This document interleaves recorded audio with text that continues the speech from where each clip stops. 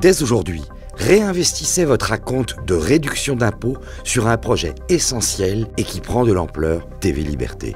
Dès aujourd'hui, réinvestissez sur une télévision libre, autonome, indépendante, sans filtre, qui ne dépend ni des oligarques, ni des partis, ni des lobbies, ni de l'État. Dès aujourd'hui, réinvestissez cet acompte pour obtenir un nouveau crédit d'impôt pour 2019. La presse d'information est aux ordres? Alors, soutenez la presse alternative en 2019, année de tous les changements.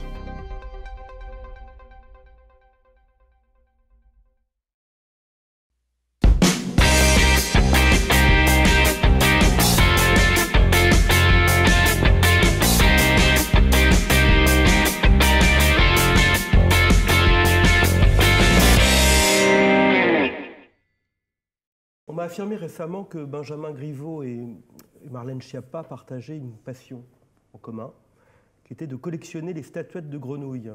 Alors on ne sera pas étonné devant l'inculture de ces deux personnes qui préfèrent certainement contempler des batraciens en plâtre plutôt que de relire Eschyle, Maurras ou Marc Bloch. Nous, ici, nous sommes à Plus d'éléments, l'émission de la Revue des idées pour la civilisation européenne. Il peut nous arriver d'aimer les batraciens, mais nous aimons surtout interroger l'actualité, évoquer de grands auteurs. Et j'ai le plaisir donc d'animer cette émission à l'occasion de la sortie du 176e numéro de notre revue. Autour de moi, j'ai le plaisir de recevoir Pascal Esric. Pascal Esric, vous êtes rédacteur en chef de la revue Éléments, directeur de la rédaction, excusez-moi, c'est notre ami François Bousquet qui est rédacteur en chef. Un nouveau venu qui est connu des téléspectateurs de TV Liberté, Rémi Soulier, qui collabore maintenant très régulièrement à Éléments. Avec grande joie, oui. Et merci Rémi d'être présent parmi nous pour la première fois, en tout cas dans l'émission Le Plus d'éléments. C'est vrai. Ensuite, quelqu'un de très connu par les téléspectateurs de TV Liberté, qui est notre cher Nicolas Gauthier, sociétaire de Bistro Liberté, auteur de plusieurs livres, journaliste de la presse, on va dire nationale. Voltairienne. Voltairienne, voilà, puisque vous collaborez. Vous êtes un des cofondateurs, je crois, de Boulevard Voltaire. J'écris depuis le premier numéro, ça fera bientôt plus de 6 ans. Et ensuite, le critique cinéma d'Éléments, Ludovic Maubreuil. Je rappelle quand même que vous avez publié plusieurs livres, notamment le dernier, qui est un dialogue avec notre ami Michel Marmin. C'est ça. La République n'a pas besoin de savants. Alors, pour commencer, mes chers amis, je vais me tourner vers Pascal Esric pour nous présenter un peu le numéro. Je crois que c'est un numéro très riche. Oui, très riche. C'est un numéro... on a eu de la difficulté à faire la couverture et finalement, nous avons choisi de mettre à l'honneur à la fois les deux événements de ces dernières semaines, de ces derniers mois, c'est-à-dire à la fois les Gilets jaunes et un dossier sur l'Italie. Pourquoi l'Italie? Parce que pour la première fois, en tout cas dans l'histoire d'Éléments, une équipe de 7 personnes est allée sur place à Rome pour rencontrer, pour échanger, pour interroger tous les acteurs à la fois politiques, philosophiques, les écrivains, des cinéastes. Et donc, nous y sommes restés 5 jours sur place. On a enchaîné les rendez-vous. Et donc, les lecteurs pourront lire ce dossier qui est consacré, donc, qui est titré « Italie, laboratoire du populisme » et qui, je crois, est un dossier qui va faire date. Il y a plus d'une trentaine de pages consacrées exclusivement à ce grand chambardement italien qui va peut-être nous montrer la voie en France. Qui est au-delà de la droite et de la gauche. Au-delà de la droite et de la gauche, c'est ce qui nous a intéressés, bien évidemment. Donc on est allé voir le biographe de Matteo Salvini, qui s'appelle Antonio Rapisarda, qui est journaliste à Il Tempo. Nous sommes allés voir, bien évidemment, Marco Tarchi, qui est le chef de file de la Nuova Destra en Italie, qui est professeur d'université à Florence. Et puis, nous sommes allés voir à la Casa Pound, qui est une expérience militante, politique, métapolitique, assez curieuse, en tout cas pour un esprit français. Et puis, David Lépée a fait un reportage au long cours. C'est aussi une première dans l'élément de travailler sur de travailler sur le reportage, de faire un reportage. Et David s'en est sorti plus que haut la main. C'est un reportage passionnant sur la Casa Pound, qui est donc à lire dans le dossier. Un dossier que vous recommandez à Marlène Schiappa, d'ailleurs. Ah oui, un dossier qu'on recommande à Marlène Schiappa. Pourquoi? Parce que finalement, il y a ces deux obsessions. Il y a l'obsession de l'Italie, et l'Italie qui pense mal, l'Italie qui lui fait peur, l'Italie de la puissance étrangère qui manipule les Gilets jaunes. Et parce que c'est le deuxième dossier d'éléments sur les Gilets jaunes, avec une étude magistrale de François Bousquet. C'est la raison pour laquelle on l'a mis en couverture, parce que véritablement, ces 6 pages, c'est une plongée sociologique des gilets, au pays des Gilets jaunes. Et je crois qu'il était... il était tout à fait indiqué pour le faire. Et puis, il y a effectivement d'autres...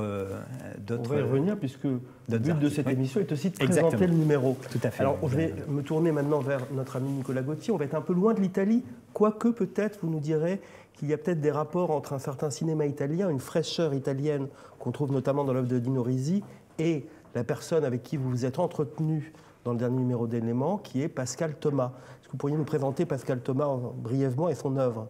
Alors, Pascal Thomas est une exception française. Vous parlez de l'Italie. Il est un fait que lui a toujours avoué un fort penchant pour l'Italie.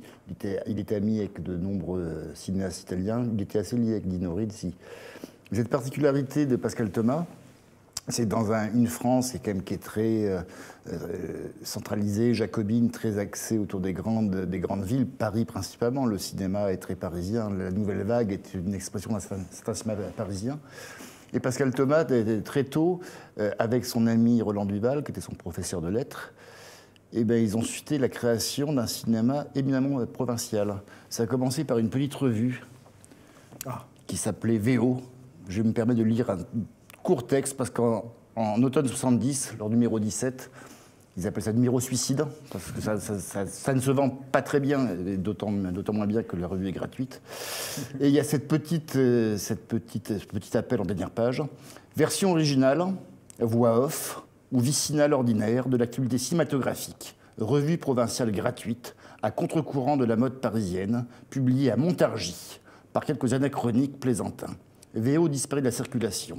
Il n'est pas interdit à ces rares lecteurs d'aider ces rares rédacteurs à noyer leur chagrin en adressant caisse de champagne, Bordeaux, Beaujolais ou whisky à l'irresponsable de la publication. Signé Roland Duval, 28 avenue Chotan, à Montargis. Et donc, Roland Duval, c'est lui qui va fonder une maison de production qu'ils vont appeler les films du chef-lieu. Et Déjà, tout un programme. Et Pascal Thomas m'expliquait les réunions devaient se faire à Montargis, parce que pour Roland Duval, quitter Montargis, c'était l'aventure. Donc l'œuvre de Pascal Thomas est assez singulière en France, parce qu'on peut dire que c'est le cinéaste, il le dit lui-même, des petites gens. Un de ses films, il a manqué de l'appeler Majorité silencieuse. C'est lui qui va filmer la campagne. Quasiment tous ces 5-6 premiers films sont tournés autour de Thouars, dans son Poitou natal. Il n'a pas son pareil pour filmer les champs de blé. Nombre d'acteurs sont des non-professionnels. Et il va chanter des choses aussi touchantes que l'amitié, l'amour conjugal.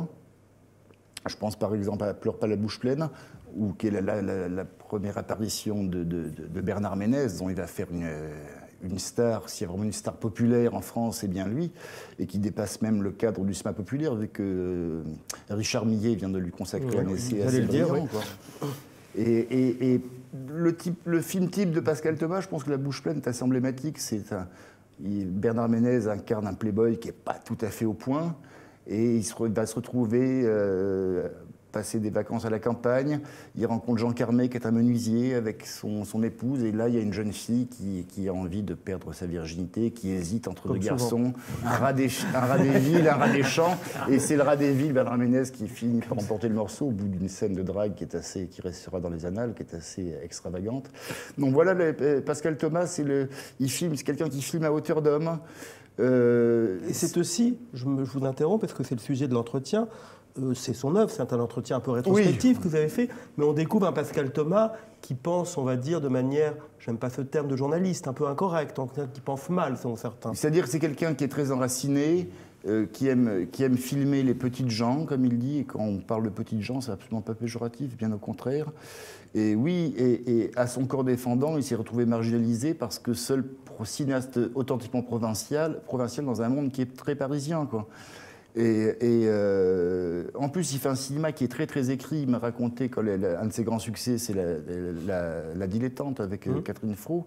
On lui dit, mais ton film, c'est une carte vermeille. Il dit, pourquoi une carte vermeille? Parce que c'est trop bien écrit.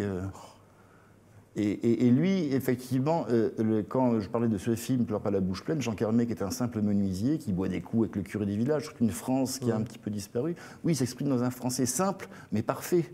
On est loin de Sarkozy ou de Marlène Schiappa, que vous évoquiez à l'instant. Et donc, oui, effectivement,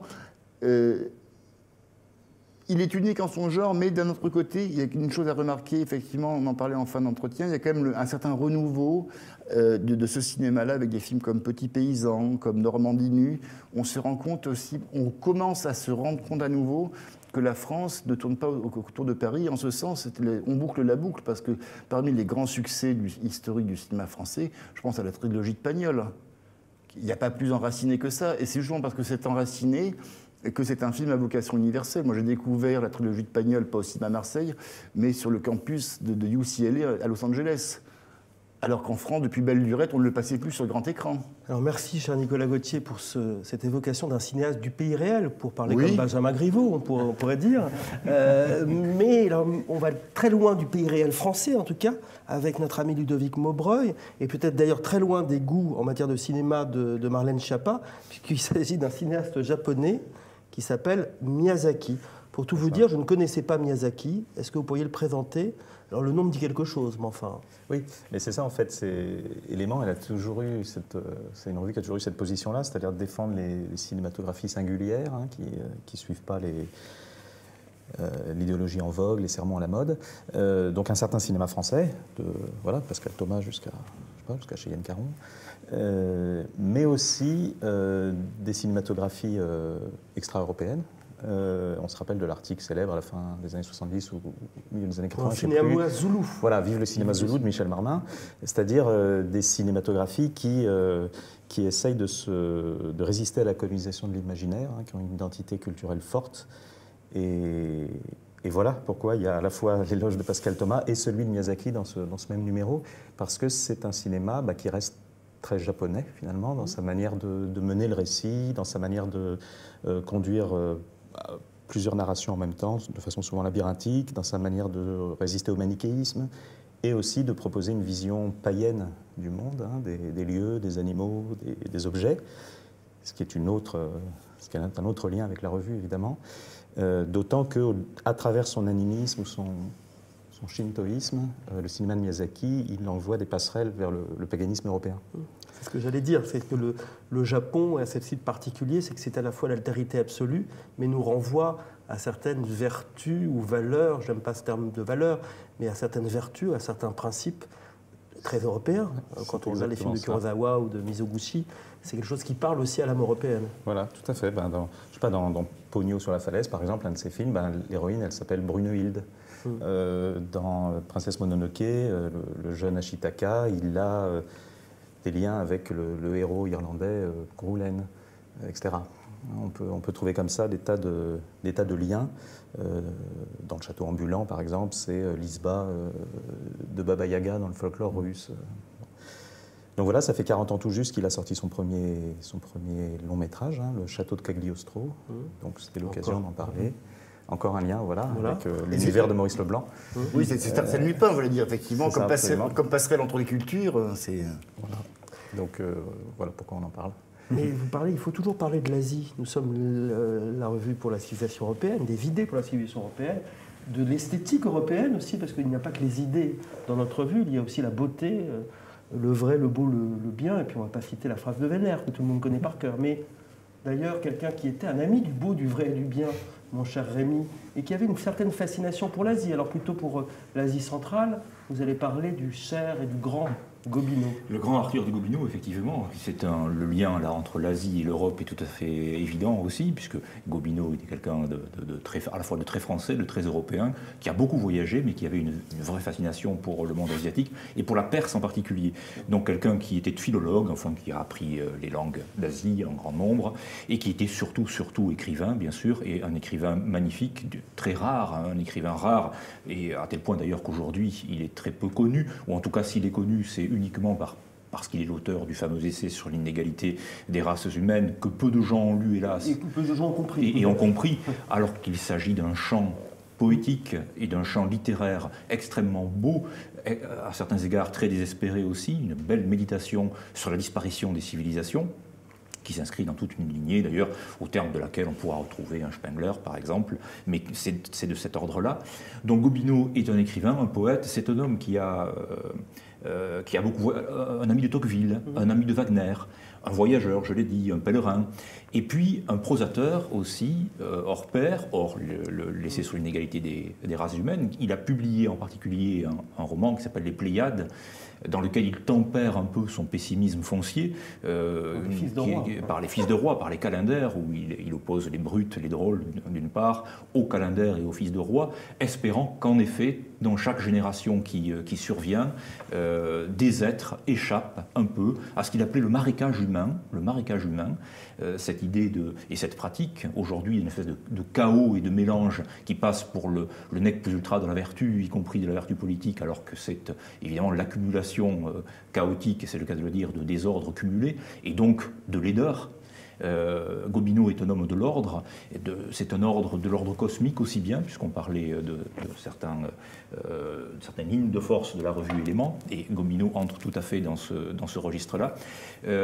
C'est quelqu'un qui était assez solitaire aussi. Alors il a mené une carrière de diplomate, certes, mais toujours en marge. Enfin, il n'a jamais été carriériste, il n'a jamais cherché à maintenir ou à se maintenir dans des postes de pouvoir, mais c'était véritablement, je crois que c'est la poésie qui a très largement dominé son œuvre, son tempérament.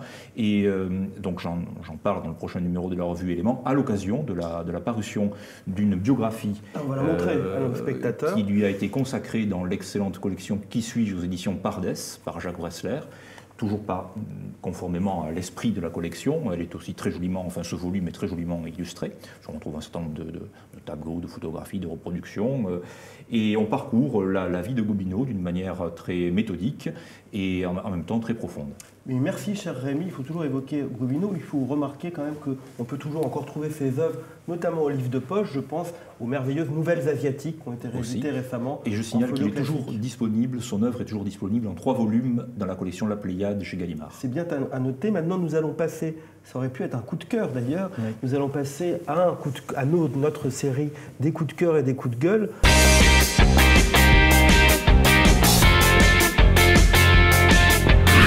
Y aura-t-il plus de coups de cœur que de coups de gueule? Je n'en sais rien. Qui veut commencer? Peut-être on commence par le premier qui a parlé, Pascal Esric. Est-ce que vous avez un coup de gueule ou un coup de cœur? Alors moi, c'est un coup de cœur. C'est un coup de cœur pour ce livre de Michel Marmin.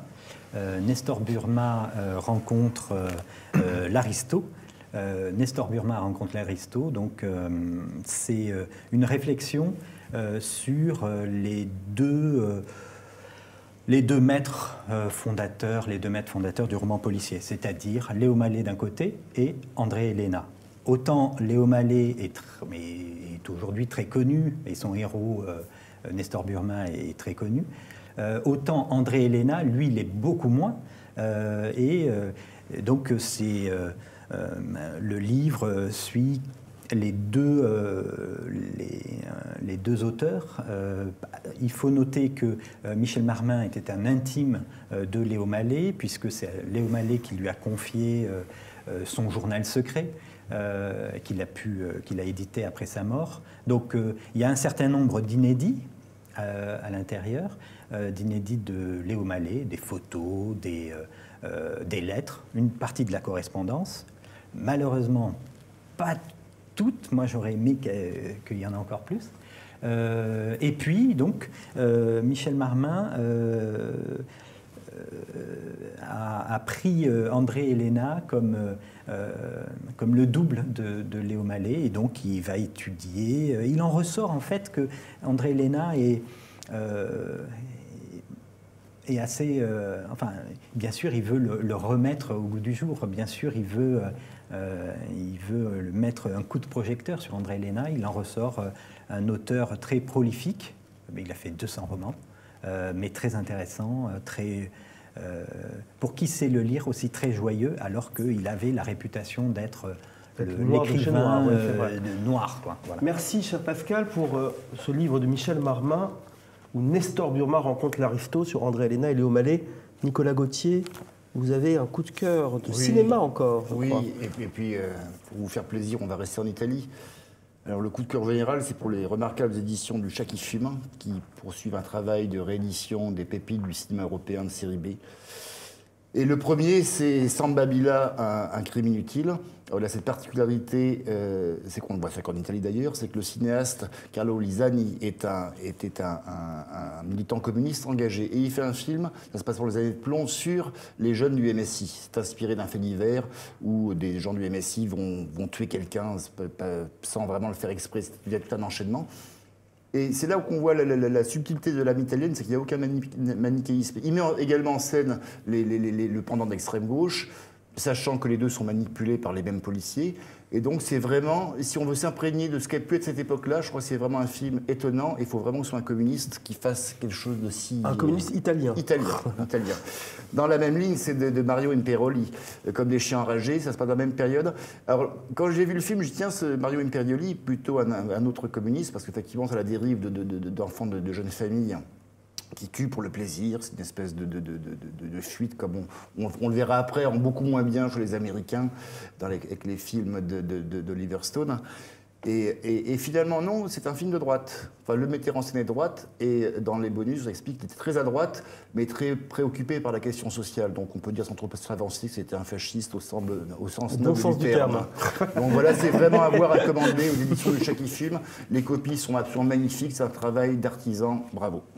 Merci Nicolas Gauthier. Le Chat qui fume, une maison à retenir, je crois. Voilà. Et comme j'aime les chats et j'aime fumer, c'est parfait. C'est parfait. Ludovic Maubreuil, un coup de cœur. Oui, c'est un coup de cœur. Alors, sans grande originalité sans doute, mais pour Michel Houellebecq. Très bien. Pas pour Sérotonine, parce que je ne suis qu'aux premières pages de ce nouveau roman, mais pour l'ensemble de son œuvre, puisque à cette occasion... Et notamment pour sa poésie. Notamment pour sa poésie. Du bonheur. Du coup, j'ai relu son œuvre et même lu certaines parties que je n'avais jamais lues. Et c'est vrai que j'ai 2 quatrains là, à vous lire de sa poésie. Dites-le. Voilà. Qui reflète bien ce que je veux dire. Nous voulons retourner dans l'ancienne demeure où nos pères ont vécu sous l'aile d'un archange. Nous voulons retrouver cette morale étrange qui sanctifiait la vie jusqu'à la dernière heure. Nous voulons quelque chose comme une fidélité, comme un enlacement de douce dépendance, quelque chose qui dépasse et contienne l'existence. Nous ne pouvons plus vivre loin de l'éternité. Voilà. Magistral, ça ressemble presque à du Peggy. C'est vrai qu'aussi, exactement. Je ne supporte pas, mais... ça vous ferez un coup de gueule contre... J'ai beaucoup péché, mon père. Vous ferez un coup de gueule contre Houellebecq un jour, mon cher Nicolas. Rémi Soulier, un coup de cœur, je crois. Oui, un coup de cœur également. On va rester dans le registre poétique, puisque les éditions de Fallois ont réédité, il y a quelques mois, une très très belle traduction des Bucoliques de Virgile par Marcel Pagnol. On en parlait à l'instant de Pagnol. Absolument, c'était pas prévu, mais on se rejoigne autour de Pagnol spécifiquement dans cette émission. C'est une traduction qui est très très belle, qui est en alexandrin rimé. Et Paul Valéry, qui s'était attaqué à la traduction des Bucoliques de Virgile, avait toujours renoncé à faire une traduction rimée. Il disait qu'il me faudrait 100 ans si je m'y lançais. Pagnol l'a écrite, l'a composée. C'est tout à fait admirable.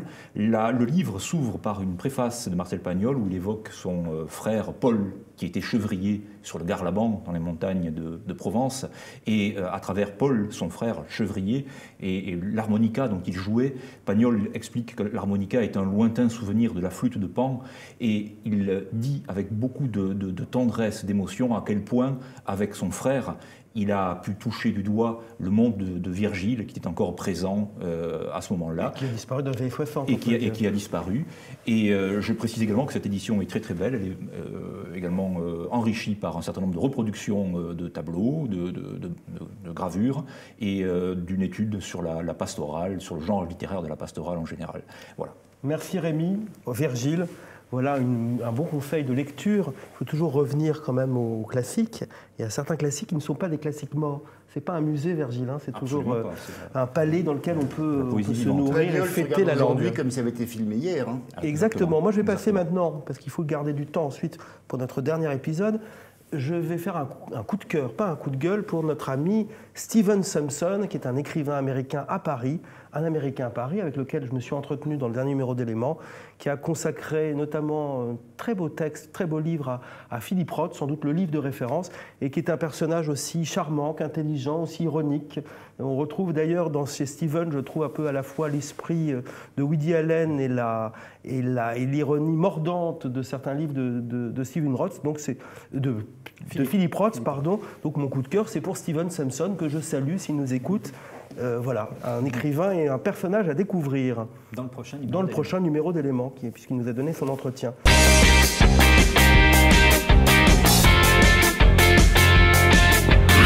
Oui, chers amis, nous allons maintenant passer au dernier moment de notre émission, à la dernière partie, c'était le grand entretien.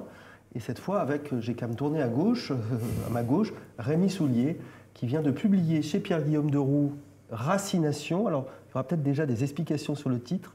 Racination. Oui, c'est un mot c'est un néologisme évidemment, qui vient de Charles Péguy. C'est Péguy qui utilise ce mot-là dans un de ses textes en prose. Il utilise aussi le verbe raciner dans sa poésie. Et c'était une façon pour moi d'insister évidemment sur ce qui constitue la trame de cet essai, c'est-à-dire la question de l'enracinement, mais d'y insister sur d'une manière un peu particulière, c'est-à-dire d'emblée, à travers ce néologisme, en orientant le lecteur éventuel vers cette idée que l'enracinement et la racination passent également par le texte, par la page, par la littérature en fait. Et Dieu sait que si votre livre d'ailleurs est à la fois un essai qu'on peut qualifier de philosophique, un essai qui sous certains aspects touche à la politique, mais qui est aussi un essai poétique, puisque vous ne coupez pas la réflexion que vous avez sur le destin de l'Europe, sur la question identitaire, mais on verra peut-être d'ailleurs que vous n'aimez pas ce terme d'identité, avec la question poétique. Alors d'abord, pourquoi n'aimez-vous pas ce terme? Vous opposez enracinement et identité. Ça peut étonner nos téléspectateurs. Oui, alors c'est une nuance que j'opère. En effet, le terme d'identité me gênait un peu parce qu'il est très connoté philosophiquement. L'identité, c'est l'identité d'un sujet avec lui-même, point final. L'identité peut avoir quelque chose de clos, de fermé, c'est un peu comme une monade qui est sans fenêtre et qui est autonome. Le terme d'enracinement avait donc c'est une version un peu trop, possiblement sclérosante, disons, possiblement, dans l'optique qui est la mienne, donc qui est littéraire et philosophique, comme vous l'avez dit, et qui est aussi politique. En revanche, le terme d'enracinement, ou le terme de racination, ou d'enracination, après tout, poursuivons dans ce registre-là, lui a le mérite d'être implanté dans la chair du réel, dans la chair du monde, dans ce que le réel peut avoir à la fois de charnel, de spirituel, de temporel, d'éternel, pour continuer à parler le langage de Péguy. Et donc il y a dans la racination, outre d'ailleurs qu'elle fait entendre, que ce mot-là fait entendre la race, la nation, la grâce, éventuellement, c'est un mot très riche, c'est un mot de poète, donc c'est un mot qui ne peut qu'être d'une grande richesse, c'est un mot qui me permet de faire valoir une certaine forme d'organicité. Voilà. Et l'organicité, c'est évidemment la vie, y compris avec un V majuscule, pourquoi pas, avec ce qu'elle comporte d'irréductible au concept. Le concept peut avoir peut présenter le risque de figer la vie dans un moment de son développement, de sa constitution. Mais la vie, je crois, c'est un peu l'élan vital bergsonien aussi. Bergson était bien sûr une des grandes admirations de Péguy. La vie, elle, n'est pas conceptualisable jamais. Elle excède toujours. Elle est dans la profusion, elle est dans la richesse, elle est dans une espèce de flamme permanente et qui est précisément insaisissable par le concept, alors qu'elle est saisissable, je l'espère en tout cas. C'est ce que j'essaie de montrer, pas de démontrer, mais de montrer dans Racination. Elle est perceptible par la littérature. C'est-à-dire que la littérature, la poésie permettent, ne serait-ce que par le chant, de saisir ce que la vie a de profus et d'infini et d'infiniment ouvert. Non pas au sens des modernes, évidemment, mais au sens de cette organicité quasiment cosmique. Alors Péguy, on revient toujours à Péguy, puisque d'ailleurs vous avez publié un livre sur Charles Péguy il y a quelques années, Oui. Péguy de combat. Oui. Péguy disait qu'il préférait les fatras vivants aux ordres morts. C'est exactement ça. À propos de la mort, il y a quelque chose qui m'a marqué aussi, c'est proche de ce que peut dire Péguy, c'est T.S. Eliot qui parlait des hommes creux, des hommes vidés de toute substance. Alors ces hommes creux sont évidemment vos ennemis. Oui. Quels sont vos ennemis d'ailleurs, cher Rémi? Vous êtes un peu schmittien, donc vous savez qu'il faut toujours désigner des ennemis. Oui, les ennemis, j'en ai beaucoup. Si je devais les fédérer, enfin j'en ai beaucoup, si je devais les fédérer, en tout cas dans l'ordre intellectuel, je dirais que sont des ennemis pour moi tous ceux qui considèrent notre bel aujourd'hui comme le nec plus ultra de l'organisation sociale et politique des hommes. Voilà. Je suis résolument opposé à cette vision des choses-là. Je me situe dans une perspective que l'on pourrait dire, là encore, de manière un peu schématique, un peu rapide, mais une perspective anti-moderne. C'est-à-dire que toutes les idoles qui nous sont présentées comme des valeurs, et des valeurs quasi absolues, avec le caractère presque de fétiche, qu'elles peuvent, et religieux, donc, et magique, au sens négatif, là encore, qu'elles peuvent avoir dans l'esprit de leurs promoteurs, toutes ces idoles-là sont pour moi négatives. Donc je me bats pour toute autre chose, et je me bats évidemment contre la modernité, donc pour la tradition, c'est-à-dire pour une certaine idée de la tradition qui n'a rien de figé, qui n'a rien de mort, parce que la tradition qui est correctement vécue et pensée, c'est un ordre vivant, ce n'est pas un ordre mort, puisqu'on est du côté de l'organique, on est du côté de la vie, alors que les modernes sont du côté du mécanique. Ils sont, pour reprendre là encore une répartition tout à fait classique, ils sont du côté du mécanique, c'est-à-dire du côté du juridique, du côté du contrat, du côté des ordres morts, du côté des reconnaissances de dette, comme si on avait besoin d'un papier pour reconnaître une dette. Ils nient d'ailleurs foncièrement toute idée de dette. Ils estiment que les modernes, tout leur est dû, mais qu'eux ne doivent rien, alors que c'est évidemment l'inverse. Et ils font signer malgré tout des reconnaissances de dette réduites à leur aspect fiduciaire, ce qui est une monstruosité. Là, vous avez défini vos ennemis et les idées que vous n'aimez pas, les abstractions, oui. les ordres morts. Oui. Mais votre livre n'est pas seulement un livre de combat, c'est aussi un livre de louanges, oui. où vous avouez, et de reconnaissance. Oui, de gratitude. De gratitude, oui. Voilà, c'est le mot que je cherchais. Ouais. Gratitude à vos ancêtres. Il y a une page du livre où vous d'ailleurs citez les noms de la filiation. Oui, je cite effectivement une généalogie, en l'occurrence, qui est la mienne, hein, du côté à la fois paternel-maternel, pour illustrer par l'exemple, en quelque sorte, la réalité, toujours vivante, toujours vécue de l'enracinement. Et comme il se trouve que je suis originaire d'une province rouerga, en l'occurrence le Rouergue, du sud de la France, province occitane, dans laquelle ont vécu mes pères depuis toujours, autant que l'on puisse s'en rendre compte, c'est une manière pour moi d'illustrer cette façon de vivre, cette façon d'être, et de garder une mémoire vive de ce que je suis et de ceux, au pluriel, qui m'ont constitué et qui continuent à me tenir. Oui, Pascal. Rémi, est-ce que c'était une manière de répondre à votre fille qui, sortant de l'école, vient vous dire je n'ai pas de racines, je ne suis rien, je n'ai pas d'origine, je suis la seule à ne pas avoir d'origine. C'est très étrange, effectivement, c'est le début du livre, Racination. On peut dire que c'est le deuxième début en quelque sorte, parce que le tempo de l'ouvrage m'a été donné par le nom Racination, par le mot de Péguy lui-même, mais effectivement c'est un point de départ de la réflexion, qui est la question de l'origine en effet. Et ma fille un jour revient de l'école, elle était en ce moment-là au collège, et pourtant c'est dans un endroit qui est tout à fait qui n'est pas particulièrement atteint par tous les mots que l'on connaît par ailleurs, mais elle s'est étonnée de ne pas avoir d'origine. Elle me dit je suis une des rares à ne pas avoir des origines, même au pluriel. Et je lui ai expliqué évidemment ce qu'était l'origine, et je suis remonté à l'origine de l'origine, c'est-à-dire à l'arché grec, au commencement qui est un commandement, et je lui ai dit pas du tout, toi aussi tu as des origines, toi aussi tu es dans l'originel, et je lui ai expliqué en quoi. Mais c'est quand même un paradoxe extraordinairement fou de penser qu'une jeune élève, aujourd'hui en France, puisse revenir en s'interrogeant sur son absence supposée d'origine, tous les autres en étant pourvus, sauf elle, ce qui est un comble. Voilà, c'est une des grandes perversions mentales et politiques de notre temps, bien sûr. Vous parlez du Rouergue, et Dieu sait s'il apparaît dans votre livre, mais votre Rouergue a des frontières très extensives, puisque c'est un Rouergue qui touche à la Rome antique, à l'Europe germanique, Oui. Il est question au romantisme allemand, il est question de Novalis, de Schlegel, etc. Oui, et de ces fameux conteurs Tout à fait. du romantisme allemand qui sont importants. Donc, est-ce que vous pourriez nous parler de ce Rouergue essentiel, en quelque sorte? Oui. Le Rouergue, au fond, c'est l'Europe pour vous. Alors, c'est au sens où Vialat avait une très bonne définition de l'Auvergne. Pour le coup, il avait parlé de l'Auvergne absolue.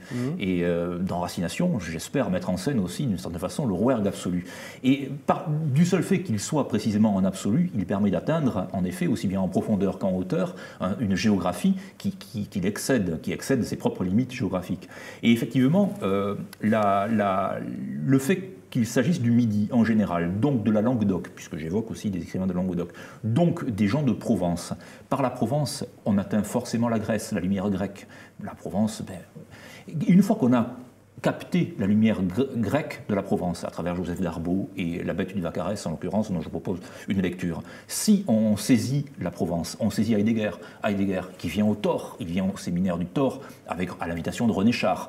Donc, saisissant Heidegger, qui lui-même avait ô combien saisi la Grèce et ô combien considéré qu'il fallait commencer à repenser à partir de la Grèce et de la situation analogiquement dans laquelle nous sommes aujourd'hui, mais qui a été celle que les Grecs ont connue, dès lors que l'on saisit Heidegger et la métaphysique et l'histoire de la métaphysique, effectivement, on saisit tout un pan de l'histoire de l'Europe et de l'histoire, même au-delà de l'histoire du monde, effectivement. Puisque je vais encore un peu plus loin, on parlait tout à l'heure du shintoïsme ou du chamanisme également, et de cet univers-là, mais avec la Bête du Vaccarès, par exemple, de Darbo, on est en plein, on est dans ce merveilleux-là. Et ce merveilleux-là, bien entendu, dessine une géographie européenne qui n'est pas étroitement limitée à des déterminations juridiques ou administratives, mais qui est une véritable géographie de l'esprit. Votre Europe n'est pas celle des États-nations, en quelque sorte. En tout cas, les États-nations sont un fait, sont une réalité, mais je crois que, évidemment, la civilisation européenne comme ensemble est une réalité tout aussi intense. Et sans doute va-t-elle l'être de plus en plus, compte tenu de l'état dans lequel sont les États-nations, c'est-à-dire en voie de disparition quasiment. Puisqu'ils sont l'objet de plusieurs assauts répétés de diverses engences. Alors, cher Rémi, nous arrivons à la fin de cet entretien. Il nous reste très peu de temps. Merci encore d'avoir évoqué Racination. Je crois que vous préparez encore des livres sur le même sujet. Je vais essayer de poursuivre cette réflexion-là de manière un peu différente, mais toujours dans cette veine à la fois littéraire et philosophique et politique également. Mais effectivement, le projet est en cours. Merci à vous, cher Rémi. Merci Pascal. Merci Ludovic. Merci Nicolas. Je vous retrouve prochainement, pas tout à fait prochainement, d'ici 2 mois. Et nous parlerons peut-être du prochain numéro d'Éléments et pas des batraciens en porcelaine, Fischer à Marlène Schiappa et à Benjamin Griveaux. Merci à vous, au revoir.